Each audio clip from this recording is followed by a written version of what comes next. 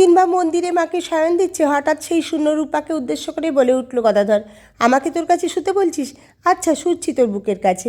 মার সর্ব অঙ্গে বাৎসল্য, দুই চোখে স্নেহ সিঞ্চিত লাবণী। হাত পা গুটিয়ে ছোট্টটি হয়ে মার রূপোর খাটে শুয়ে পড়ল গদাধর। নীল নিবিড় মেঘমণ্ডলের কোলে ক্ষীণ শশীকলা ভোগ নিবেদন করছে। কালীঘরে এক বেড়াল এসে উপস্থিত, ঘুরছে আর মিউ মিউ করছে। ও মা, মা এসেছিস, খাবি মা, খা। ভোগের অন্ন বেড়ালকে খাওয়াতে বসলো গদাধর। গণেশ একবার মেরেছিল একটা বেড়ালকে। ভগবতী বললেন, তুই আমাকে মেরেছিস?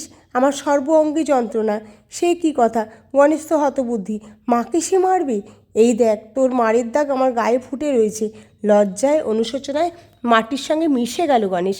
যা মার্জারি তাই ভগবতী। রাত্রিতে তো মন্দিরে আলো জ্বলে, মা যদি আসেন, ঘরের মধ্যে চলাফেরা করেন, তবে দেওয়ালে তার ছায়া পড়ে না কেন ভাবে হৃদয়। মাকে দেখার পুণ্যি করিনি, কিন্তু দেওয়ালে তার ছায়া দেখতে দোষ কি?